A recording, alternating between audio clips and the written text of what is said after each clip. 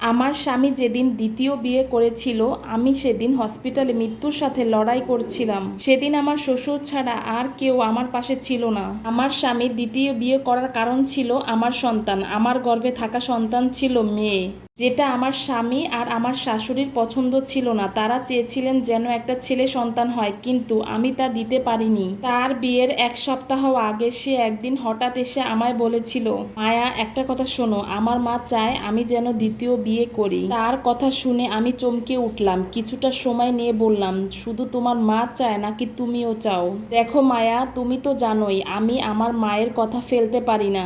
এমনিতেই তার অমতে গিয়ে আমি তোমার বিয়ে করেছি। তাকে অনেক কষ্ট দিয়েছি আর দিতে চাই না। এমনিতেই মায়ের শরীর ভালো না। তুমি কি চাও তার কথার অবাধ্য হয়ে আমি তাকে আরো অসুস্থ করে দেই? আকাশের এই কথা শুনে আমি চুপ করে গেলাম। বলার মতো কোনো শব্দ খুঁজে পেলাম না। আকাশ আর আমি কলেজ লাইফ থেকেই একে অপরকে ভালোবাসতাম। আমার বাসায় যখন বিয়ের জন্য চাপ দিতে লাগলো, আমি তখন তাকে জানিয়েছিলাম। তখন সে বাসায় জানালো, কিন্তু তার মা এই বিয়েতে রাজি ছিল না। তার আমাকে পছন্দ ছিল না। কেনই বা পছন্দ হবে? তাদের সহায় সম্পত্তি, স্ট্যাটাস আমাদের থেকে অনেকটা ভালো ছিল। যোগ্যতায় আমি তার ধারে কাছেও ছিলাম না। সে চেয়েছিল তারই মতো ধনী ঘরের বউকে ছেলের বউ করে আনতে, কিন্তু সেখানে বাধা হয়ে দাঁড়ালাম আমি। তার ছেলে ভালোবেসে ফেললো আমার মতো নিম্ন মধ্যবিত্ত ঘরের এক মেয়েকে। তিনি খুব ঝামেলা করেছিলেন, কিছুতেই এই বিয়েতে রাজি হবেন না। কিন্তু আকাশ তার কথা না শুনে সেদিন আমার হাত ধরেছিল। একদিন সন্ধ্যাবেলা আমাকে নিয়ে কাজী অফিসে গিয়ে বিয়ে করেছিল। সে যখন আমায় নিয়ে তার বাড়িতে যায়, আমার শ্বশুর হাসি মুখে ভালোবেসে আমায় আপন করে নিলেও আপন করতে পারেনি আমার শাশুড়ি। আমায় দেখে কত অসম্মান, অপমান, তিরস্কার যে করেছিল সেদিন। আমি শুধু চুপচাপ শুনেছিলাম, কারণ আমার মা বলেছিল শ্বশুর শাশুড়ি মন জুগিয়ে চলতে। আর অমতে বিয়ে করেছি, সে কষ্ট পেয়েছে, তাই আমায় মেনে নিতে তার সমস্যা হবে, কিন্তু সময়ের সাথে সাথে সব ঠিক হয়ে যাবে। আমিও সেটাই সেদিন মেনে নিয়েছিলাম, কিন্তু না, কিছুই ঠিক হলো না। সময় যত গড়াতে থাকলো, আমার উপর অত্যাচারের মাত্রা তত বাড়তে লাগলো। আমি সব সহ্য করে আকাশকে আগড়ে ধরে পড়ে রইলাম। ভেবেছিলাম আকাশ তো আমায় ভালোবাসে, আমার আর কি চাই? কিন্তু এই সুখও আমার কপালে সইল না বেশি দিন। আমার প্রথম প্রেগনেন্সির কথা যখন জানতে পারি, তখন আমার শ্বশুর আকাশ খুব খুশি হয়েছিল। আমার শাশুড়ি মাও তখন একটু নরম হলেন। ভেবেছিলাম এবার মনে হয় সব ঠিক হয়ে যাবে। তার মন হয়তো আমার জন্য না হোক, তার ভবিষ্যৎ বংশধরের জন্য নরম হবে। কিন্তু আমার এই ধারণা ভুল প্রমাণ করলো ডাক্তারের রিপোর্ট। ডাক্তার জানালেন আমার মেয়ে সন্তান হবে। এই খবরে যে আমার শাশুড়ি মা সন্তুষ্ট হয়নি, সেটা আমি বুঝলাম কিছুদিন পর। ততদিনে আকাশের ব্যবহারও ধীরে ধীরে বদলাতে শুরু করেছে। একদিন রাতে আকাশ অফিসের কাজ করছিল ল্যাপটপে। আমি তখন সবে সারা দিনের কাজ শেষ করে রুমে ঢুকেছি। আমাকে দেখেই সে বলল, শুনলাম তুমি নাকি আজ মায়ের মুখে মুখে তর্ক করছো। মায়ের মুখের উপর কথা বলবে না। যেখানে গল্প শেষ সেখানেই শুরু অন্য এক ভালোবাসা, স্নেহ। ওর কথা শুনে সকালের ঘটনাটার কথা মনে পড়লো। আমি তখন কিচেনে রান্না করেছিলাম। শাশুড়ি মা রান্নাঘরে ঢুকেই বলল, ওটা কি করছো? রান্নায় এত তেল ঢালছো কেন? বোতলের সব তেল আজকেই শেষ করবে নাকি? আমি আস্তে আস্তে বললাম, বেশি কোথায় মা, অল্পই তো দিচ্ছি। আর ভাজিতে একটু তেল না দিলে কি ভালো লাগবে? তখন সে বলল, চুপ করো তুমি। সেদিনের মেয়ে আমায় তুমি রান্না শেখাচ্ছ? বাপের বাড়ি থেকে কিছু শিখিয়ে দেয়নি তোমায় কার সাথে কেমন ব্যবহার করতে হয়? কিন্তু মা, আমি তো তেমন কিছু বলিনি আপনাকে। আবার আমার মুখে মুখে কথা অবশ্যই হবে নাই বা কেন?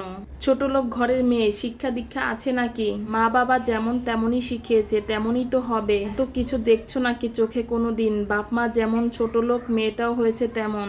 মা প্লিজ, আমায় বলছেন বলুন, কিন্তু আমার মা বাবাকে নিয়ে কিচ্ছু বলবেন না। তখন শাশুড়ি মা বলল, কি তোমার সাহস তো কম না, তুমি আমার সাথে চোখ রাঙিয়ে কথা বলছো?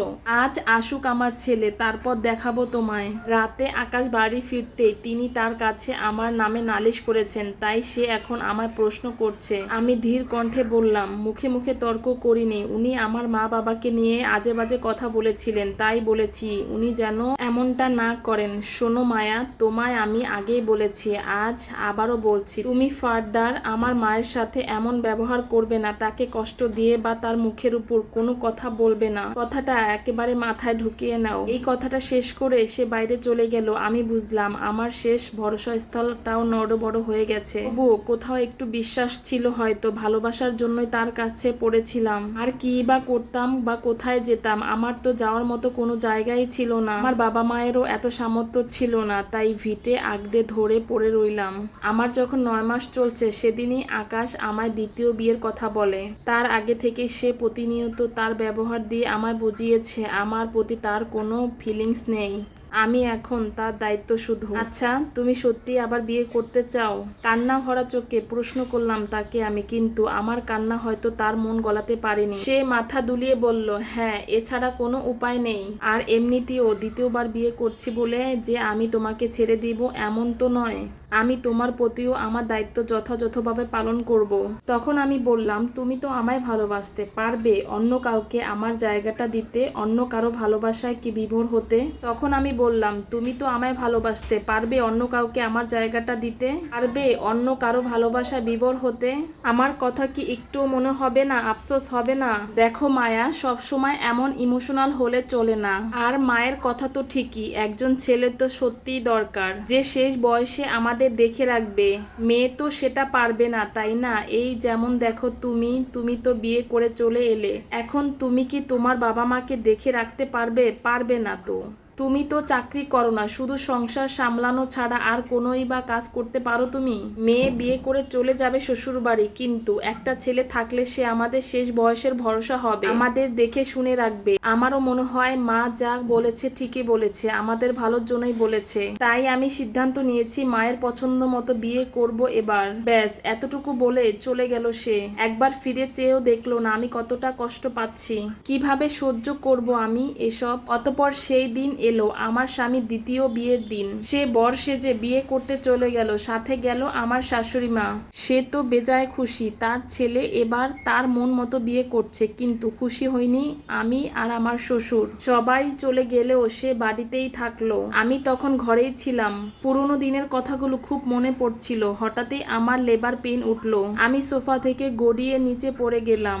একদিকে আমি সন্তান প্রসবের যন্ত্রণায় কষ্ট পাচ্ছি, আর অন্যদিকে আমার স্বামী দ্বিতীয় বিয়ে নিয়ে খুব আনন্দে আছে। আজকের ভিডিওতে গল্পের প্রথম পর্ব শেয়ার করলাম, আশা করি আপনাদের ভালো লাগবে। আল্লাহ হাফেজ।